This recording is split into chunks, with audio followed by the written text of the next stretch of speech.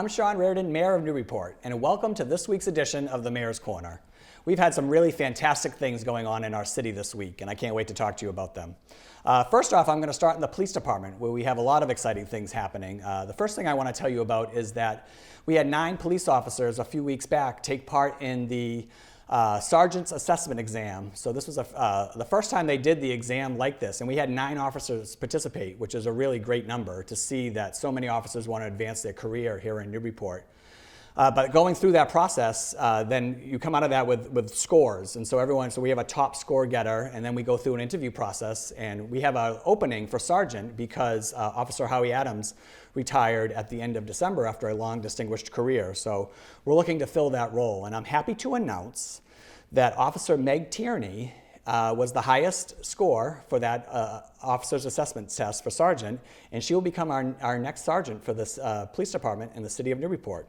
Now, she is the first woman ever to be promoted to sergeant here in Newburyport, and I cannot think of a better officer or person than Officer Tierney to get this honor because she has just a wonderful story. A lot of you might know her from her time as a resource officer here in the schools. I mean, she really, I think, took that position to another level. And was just a tremendous asset to our schools, not only the community as a whole, but particularly the kids that she got to work with on a regular basis. So I'm thrilled, and like I said, I could not think of a better officer for this to happen to than Officer Tierney. So I wish a hearty congratulations to her, and I can't wait for her swearing-in ceremony, which should be happening soon.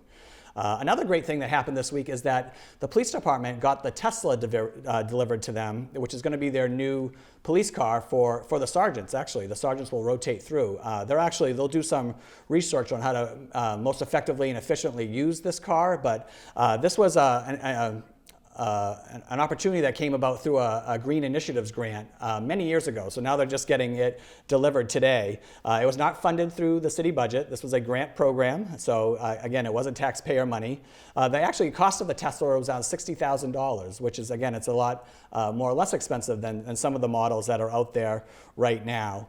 And then, once it gets fitted with their emergency lights, which is also going to get purposed through a grant, we'll get to put that car into action. So it's really exciting because the charging station against the police station was put in by the city, and again, this just goes into that more net zero green initiatives that we're trying to get going here in Newburyport. So I'm really excited that we were able to take advantage of these grant opportunities to get this vehicle for the city, and I'm excited to see how we use it moving forward. Another department I want to talk a little bit more was the DPS. I talked about them last week with the big blizzard that we had a few weeks ago. This past week it was an ice storm, which created a lot of problems all over Newburyport. We canceled school and closed school buildings last Friday, which absolutely was the right decision. But I hats off to the DPS because, again, they worked a lot of hours to keep the streets clear and safe. And now, luckily today, we're getting some warm weather, so a lot of that ice is now melting. So it should be a little bit safer, but still be careful when you get out there and walk around the city. I was actually able to tour the Plum Island Water and Sewer kind of plant department today and get really a hands-on look at that setup out on Plum Island. We have 615 different valve pits on Plum Island that controls, between Newbury and Newburyport, that controls the water and sewer system out there. And so the deputy director there, Jamie, took me all through that, and it was just really a great education, and I got to see the hard work up close of our great water and sewer department, who's down a lot of people right now. So those are positions that we're trying to fill. So if you know anybody out there looking for employment, have them go to the city website, cityofnewburyport.com, and check out our available positions in the water sewer department. One other thing I wanted to mention real quick is that I just want to make sure everyone knows that the wipes that we use to clean and disinfectant wipes, those can't go down your toilet. This is my public service message for today.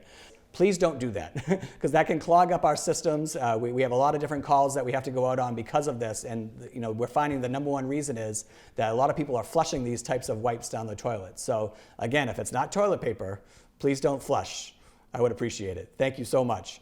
Let's talk about the Board of Health. So the next Board of Health meeting is February 17th. We're going to be talking about the indoor mask mandate that is currently in effect here in Newburyport. I think we're the last community in the area that has such a mandate in place. I fully expect to have a nice, lively conversation around that, but I'm going to be asking the Board of Health to vote to lift that mask mandate. I think we've gone past the surge here of the Omicron virus, and it's time to make that mask mandate optional for people. And if they choose to still wear a mask, you absolutely can do that, but get us back to a little bit of more normalcy from again, pre-Omicron variant and move on from that.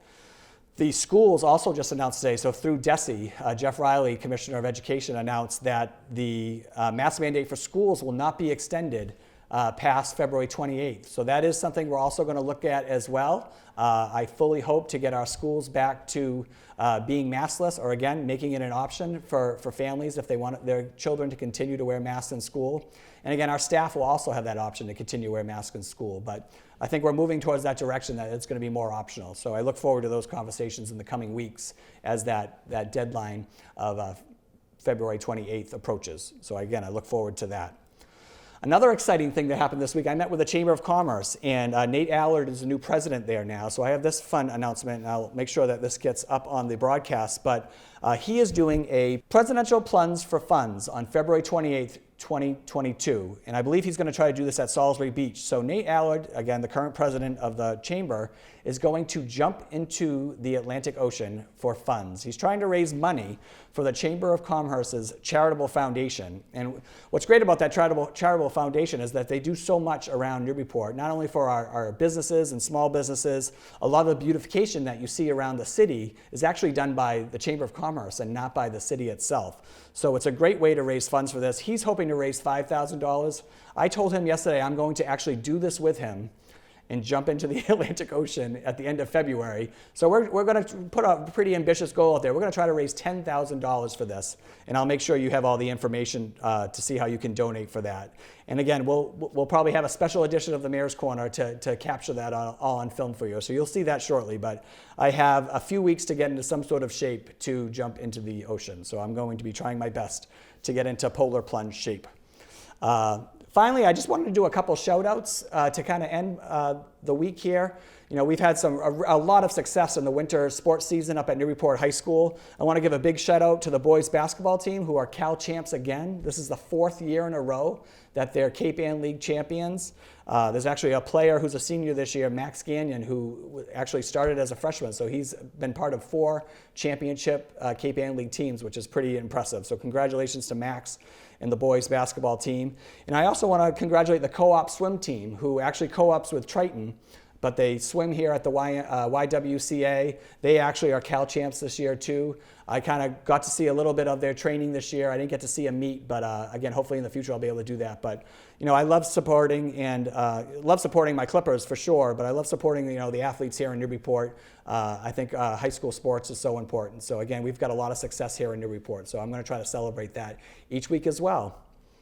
And that's our Mayor's Corner this week. So again, if you're backed into a corner, just know that your mayor has your back, and I can't wait to see you all next week.